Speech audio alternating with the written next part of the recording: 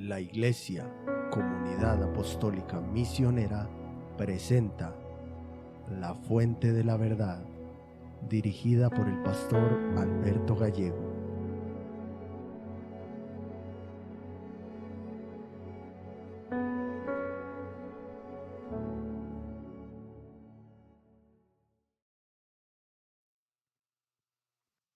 Dios los bendiga a todos, hermanos. Una vez más, damos gracias a Dios por su amor y su misericordia con cada uno de nosotros. Y vamos a orar antes de comenzar para que podamos entender, comprender lo que Dios tiene para hablarnos hoy en esta tarde. Bendito Padre Celestial, gracias te damos, Señor. Gracias primeramente por tu palabra, Señor, porque a través de tu palabra es que somos formados, moldeados de acuerdo a lo que tú quieres de cada uno de nosotros, de acuerdo a tu perfecta voluntad, Padre. Gracias por darnos la oportunidad de aprender, de seguir creciendo, de seguir conociendo más a Cristo y de poder poner por obra, que es lo más importante, tu palabra, para que podamos madurar y ser de acuerdo a lo que tú quieres que seamos en Cristo, Dios. Te damos todo en tus manos, dándote siempre la gloria, porque solo a ti pertenece. En el nombre de Jesús. Amén y amén. Hermanos, vamos a la segunda carta a Timoteo, el capítulo 2, versículo 2. Y dice: lo que has oído de mí ante muchos testigos, esto encarga a hombres fieles que sean idóneos para enseñar también a otros. Y el tema del cual vamos a hablar en esta tarde titula De testigos a maestros. No cabe duda de que Cristo, a través del Espíritu Santo, ha llamado a innumerables personas alrededor del mundo para hacerlas sus seguidores, con el propósito primeramente de otorgarles salvación y darles vida eterna. La Escritura, hermanos, también nos enseña y nos muestra con mucha claridad que el Señor llamó a hombres que estaban ocupados, personas que habían dedicado su vida al trabajo diligente y podríamos decir a la productividad. Y eso revela que en su obra Dios utiliza personas que son activas, responsables y comprometidas. Sin embargo, la vida cristiana no termina simplemente en el llamado.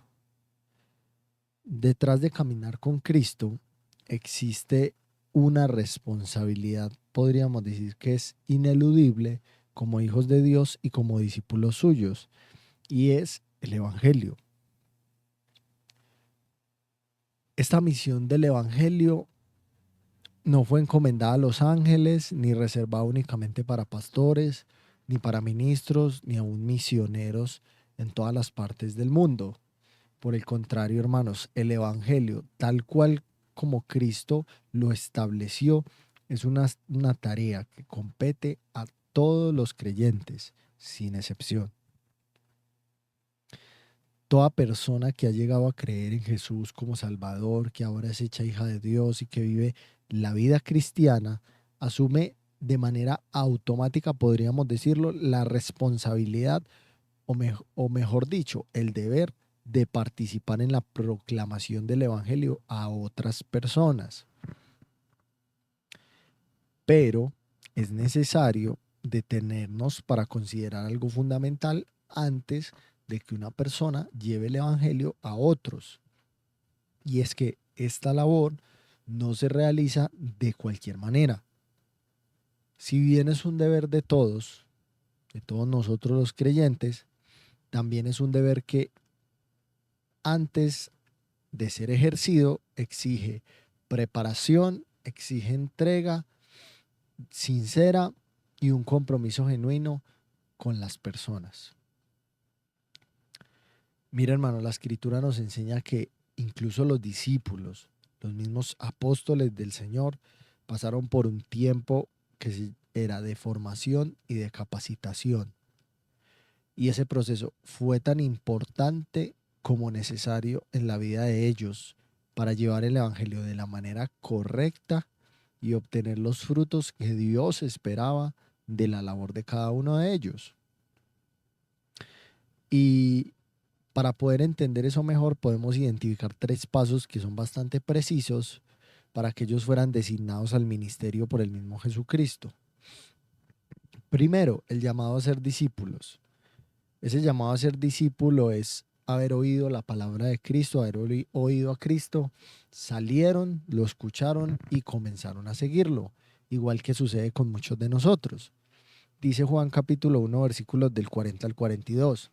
Andrés, hermano de Simón Pedro, era uno de los dos que habían oído a Juan y habían seguido a Jesús. Este halló primero a su hermano Simón y le dijo: hemos hallado al Mesías, que traducido es el Cristo, y le trajo a Jesús. El segundo llamado que podemos ver ahí, hermanos, es el llamado a la entrega. Mire, habían multitudes de personas que sí seguían a Cristo, pero la entrega inusual de los 12 fue notoria a Cristo. Y fue en ese momento donde nota esa entrega inusual que los llama el ministerio. Y ese ministerio es un entrenamiento especial a efectos de predicar y enseñar a otras personas.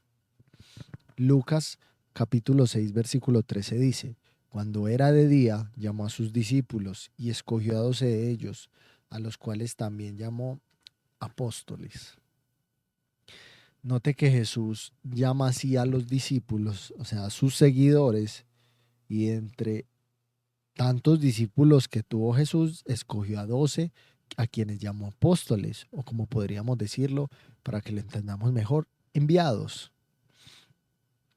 Y el tercer llamado es el llamado a ir. Cristo los mandó a salir y a salir con el mensaje de la salvación.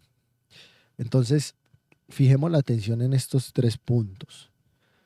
Todos nosotros que hoy somos parte del cuerpo de Cristo, que hemos oído el mensaje de la salvación y por ese mensaje hemos sido llamados por Cristo hacia Él de una manera tan misericordiosa como podríamos decir entrañable.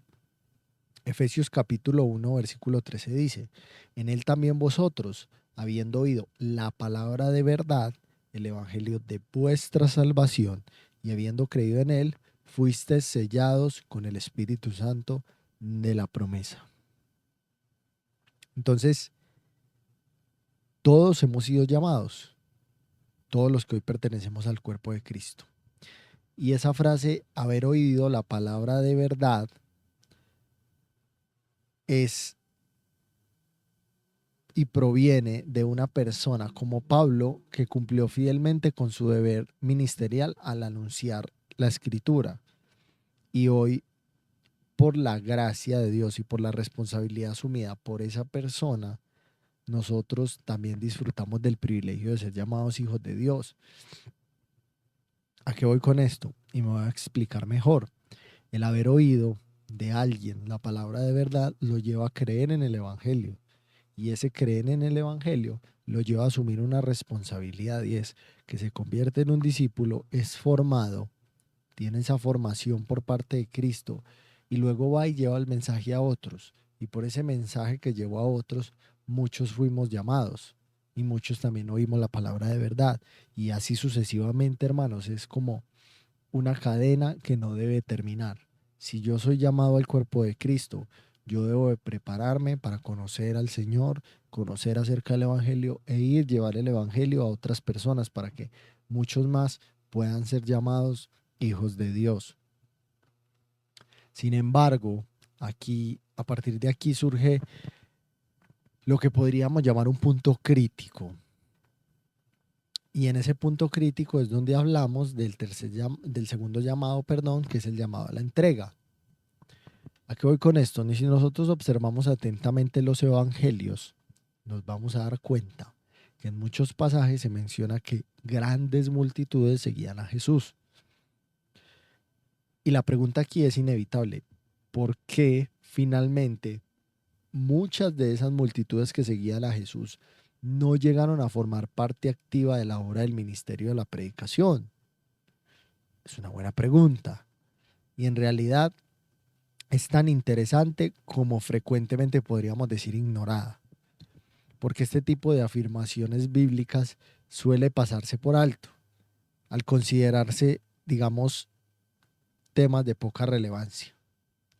Sin embargo, hermanos, es profundamente revelador lo que nos dice la Escritura en estos textos, porque así comprendemos una realidad que aún persiste en nuestra propia época. Nosotros vivimos rodeados de personas que simpatizan con el Evangelio, personas que se sienten atraídas por las enseñanzas de la Biblia, que disfrutan de la alabanza, de la música que se eleva desde los altares, y para quienes la administración aún de la Escritura representa un medio para llevar una vida mejor en esta tierra, o podríamos decirlo, para ser mejores seres humanos. Y en muchos lugares, las iglesias cuentan con miles y miles de visitantes que aparentan ser seguidores, que dicen ser seguidores, pero que en realidad muchos de ellos no son sinceros y únicamente permanecen como simpatizantes. Son atraídos por el mensaje, se sienten mejor en su conciencia al cumplir con un deber ritualista de una vida, podríamos llamar entre comillas, espiritual. Entonces, de ese modo, esas personas buscan una conexión con Dios que les haga pensar que es suficiente para ser aceptados y para ser justificados por su conducta y por el cumplimiento externo de ciertas responsabilidades que tienen. Mire lo que dice Lucas capítulo 14, versículo 25, parte A. Grandes multitudes iban con él. Marcos 3, versículo 8b. Grandes multitudes vinieron a él. Y Marcos 5, capítulo 24. Fue pues con él y le seguía una grande multitud y le apretaban. Inclusive, hermanos, muchos de esas personas que eran atraídos por Cristo era por los milagros que realizaba, lo cual evidenciaba su interés en lo que él podía hacer en sus vidas, en el ámbito físico o en el ámbito material. Sin embargo, esas personas no manifestaban el mismo interés cuando Cristo les dirigía su atención a la sanidad espiritual y al perdón de pecados. Y eso usted lo puede ver en los libros de Mateo, Marcos, Lucas y aún del mismo Juan. Tanto así que en muchas ocasiones algunos se mostraban incómodos, incluso se molestaban cuando Jesús perdonaba los pecados de las personas antes de atender las enfermedades o necesidades físicas. Mejor dicho, antes de que Jesús pusiera la mirada en las cosas materiales o en las necesidades físicas, Jesús ponía en primer lugar las necesidades espirituales de las personas. Y eso le molestaba a muchas multitudes. Entonces, de ese modo, se hace muy evidente de que no se trataba simplemente de seguirlo, como muchos hicieron, porque finalmente 12 de ellos demostraron una entrega singular en sus vidas. Fueron quienes, podríamos decir, manifestaron una fidelidad sincera y un compromiso verdadero con seguir a Cristo y convivir conforme a sus enseñanzas. Por eso les decía, todos hemos sido llamados por Cristo, llamados hacia Él. Todos los cristianos. De la misma manera, todos hemos sido llamados a entregarnos. Pero esa entrega tiene que ser sincera, hermanos. Claro está. Y aquí quiero dejar algo claro para todos. No todas las personas son ministros, no todos son maestros, no todos son pastores, no todos son evangelistas, no todos son misioneros. Pero cuando nosotros hemos sido llamados a la entrega, nosotros hemos sido comisionados.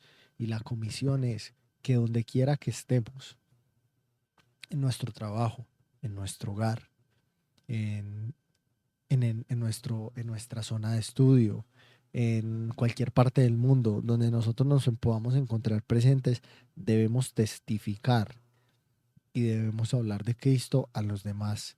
Eso hace parte del ministerio del evangelismo.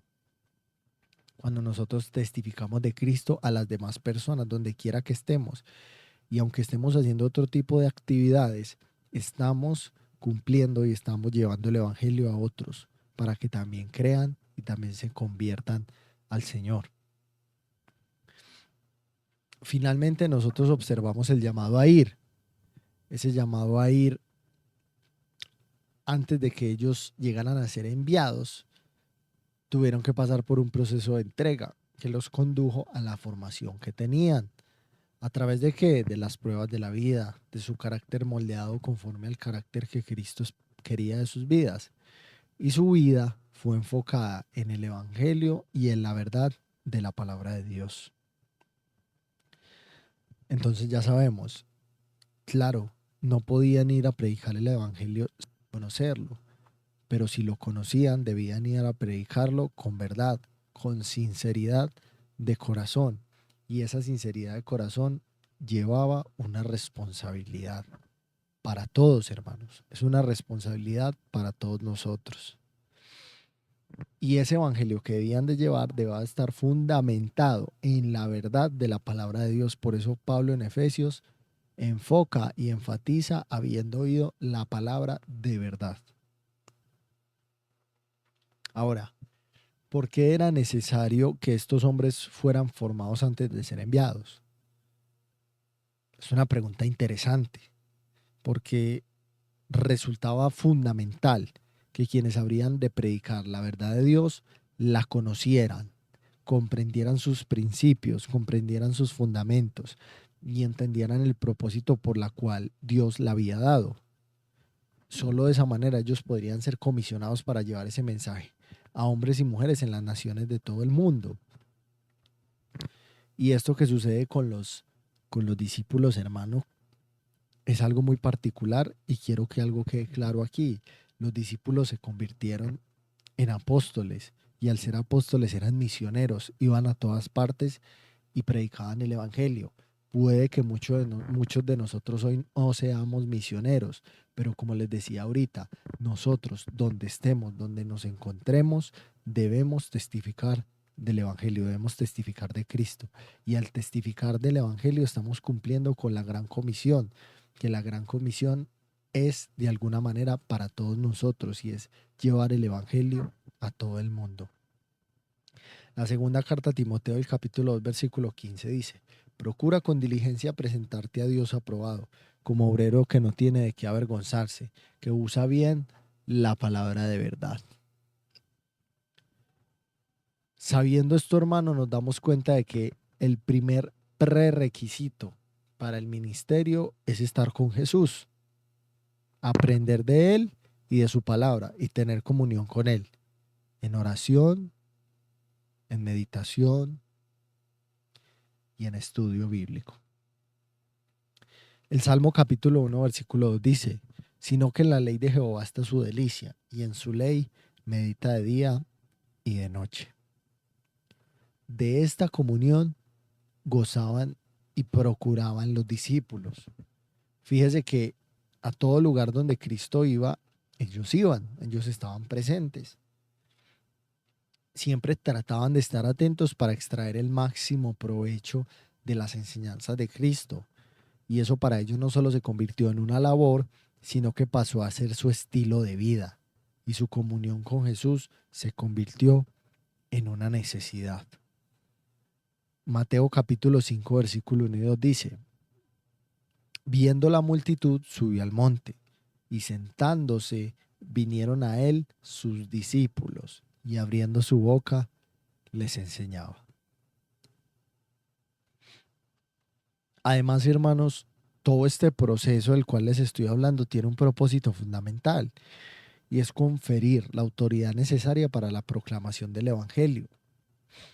¿Por qué? Porque es que la proclamación, la autoridad del creyente no proviene de sí mismo, sino del Señor.